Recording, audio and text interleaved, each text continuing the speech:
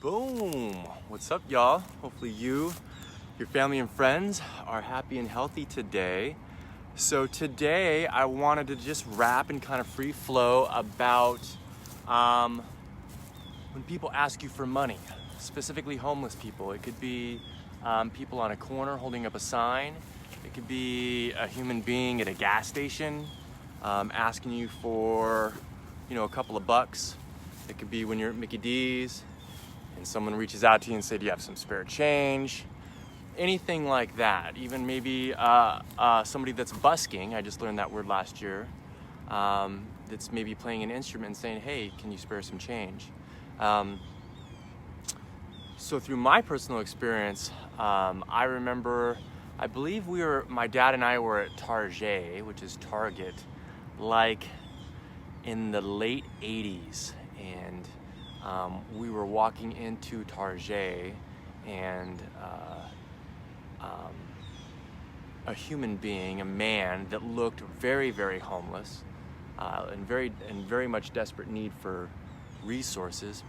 And my dad just walked by him and ignored him and walked a little bit faster. And then I went and caught up with him. I said, "Okay." I said, "Dad, he asked you if you could help him." And he said, "Tommy," he said, when you come with situations like that, just act like you did not hear them and just continue to walk.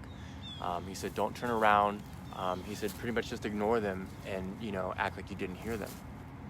And so I've never done that. I've seen a lot of people that reach out that act like they hear them, and when somebody asks them for money, they will give it to them if they have it.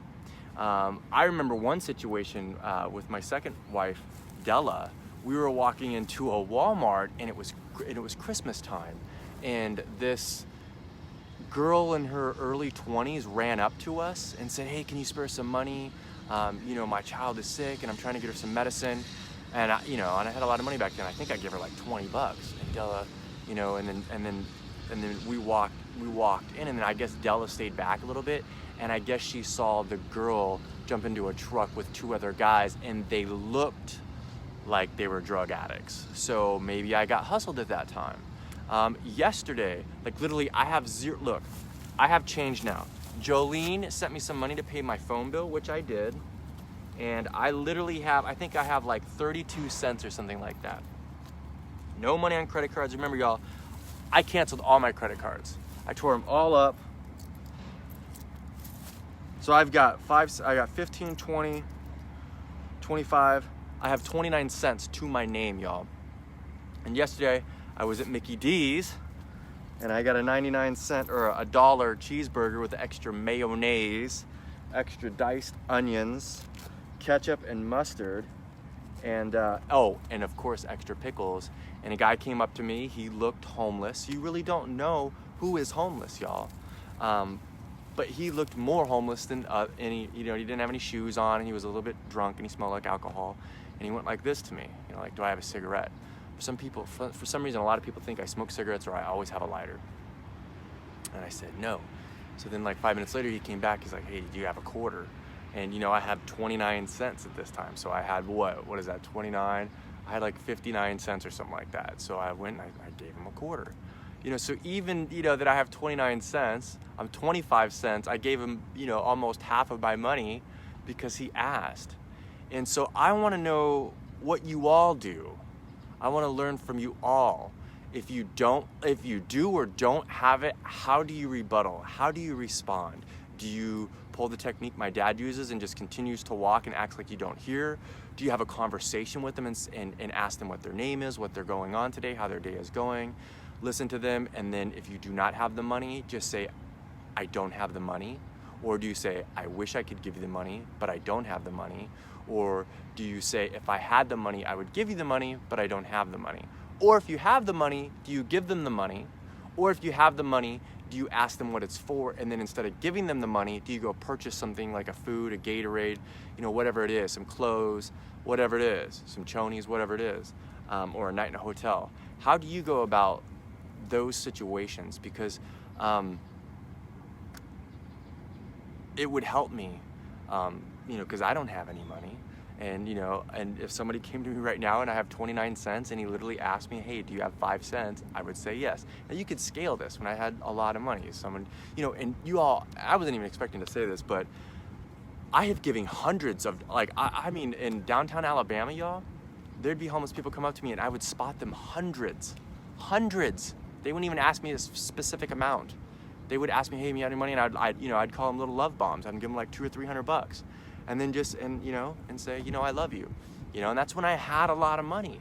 You know what I'm saying? So now it's like, everybody needs money, it's resources. So now I have 29 cents, you know? So if somebody asks me if I have any money, the truthful answer is yes, I have 29 cents. Do I say, yes, I do have some money, I have 29 cents? And then are they gonna say, well, can I have 9 cents of that? And then, I mean, is 9 cents going to help me in the situation that I'm in? Probably not. You know, maybe $9 would, or $900 or $9,000. So this is a really important question that I want to ask and learn from. You know, do you make donations to 501c3s, nonprofits? You know, what are your thoughts about nonprofits? You know, there's a lot of information, there's a lot of personal experience that I have with donations and nonprofits. You know, so monetarily, money-wise, how do you spread the love? How are you of service? If it's handing out some paper money to someone that asks you, or do you donate because it's a tax write-off? And then a lot of the 501c's, maybe like 5% of all money collected annually actually goes to the charity, and all the rest goes to overhead and CEO's pockets and all that stuff. So how do you go about to assist? Do you drop, you know, some love bombs in a little basket at a church? You know, I want to know monetarily, not like, you know, gifting your old clothes or like a thrift store or anything like that monetarily. That would help me understand what everybody else thinks about this. So that's it, y'all. I'm literally 45 minutes away from 1 o'clock. And again, I did a video yesterday, and I just posted it on YouTube as well. If you haven't followed me on YouTube, please do so. It's ridiculously authentic. I really think I'm gonna start doing daily videos of this experience with the VA homelessness and stuff. I just gotta be very careful with people's privacy. But I'm 45 minutes away. Again, my application was approved.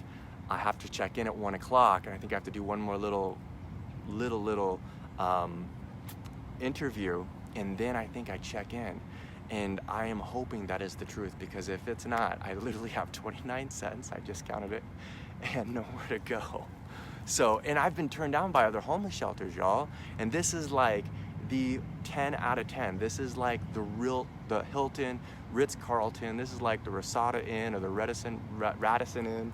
This is like what's up, you know. And typically it takes 60 to 90 days to get approved, you know. And I put my work into 48 hours ago, and I've talked to like, you know, 5 bazillion counselors and shrinks and psych valves and all of that stuff, and been 100% authentic, 100% my story that I haven't told on that military side. I mean, even through this online journey 3 years ago, people still doubt that I'm a veteran, and I just don't get it. But I'm hoping that I'm in, because what that's going to do, that's going to give me a place, that's going to give me a roof over my head, my own front door, my own toilet, my own sink, my own refrigerator, my own freezer, electricity, plumbing, internet, that nobody can take away, because being a combat Navy veteran, I already served. So I don't have to do anything for this. Yes, there are going to be some rules and stuff, and that's fine. But nobody can take it away because I'm not doing something for them.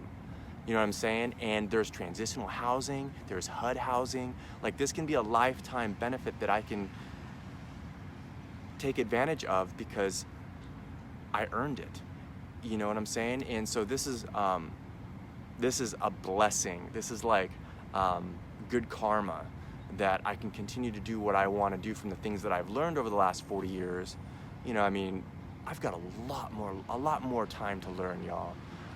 You know, I have my downs and my ups, but I have a lot to learn. And when I learn, I like to serve and share that with other people. And so, you know, whatever I learn with this journey, this might be a two-year chapter, this might be a 20-year chapter, a 40-year chapter, where I go all in and, you know, my calling is to serve the homelessness, and whatever I learn, you know, become maybe a homeless counselor, maybe ninja flip on my bike, and what I know right here and what I have right here, you know, help them, educate them, get them in these services, you know, if they're a vet or not. So I am hoping and hoping and hoping everything that I just told you and everything that I've learned comes true in the next 40 minutes, because if it does, I'm going to be able to reset. I'm gonna be able to reset, and it's catastrophic, y'all, when you don't know where you're going to live, or if somebody can take it away, especially being a creative person and an artist. You know, you need time, you need silence, you know, you need organization, you know, you need certain things to be able to continue what you want to create. And I'm really happy about that. You know, you get fed 3 times a day. I might even work in the galley, y'all. Like I said yesterday, I was veg prep supervisor, Sailor of the Month twice, y'all. Didn't go to A school, didn't get taught any of that. I just read these little culinary books and had this paring knife and was karate chopping veggies and ordering it and doing all these rad recipes in these huge 50-gallon steam kennels, you know what I'm saying? And so I might be doing that. I might be working the garden over there. I might be working laundry. I might be scrubbing toilets. You know, you have to work 5 to 10 hours a week, and then I can get a job. They don't take any of your money. So if you missed my video yesterday, I did a 30-minute video and talked about all that. So cross your pubes, cross your fingers for me, y'all, because if what I just said comes true in the next 35 minutes, it's on, y'all. It is on, and I will be able to serve all of you at a much higher pace, and then a much higher pace, and a much higher pace. So thank you so much for coming along with me on this journey for the last 3 years. There's been a lot of chapters. There's been a lot of failures. There's been a lot of lessons learned. There's been a lot of love.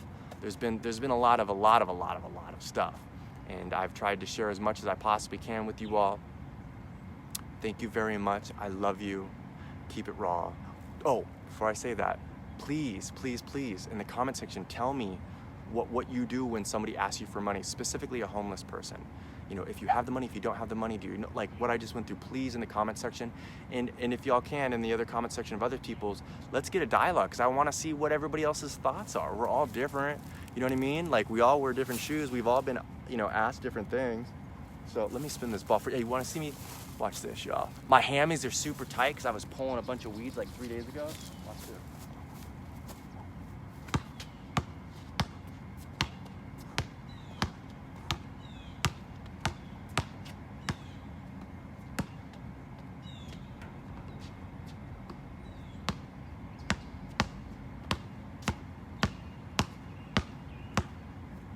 Woo! Still got them skills, y'all. Here, put your finger out. Put your finger out. I love you all. Keep it raw. Stay rad. Whoa, whoa!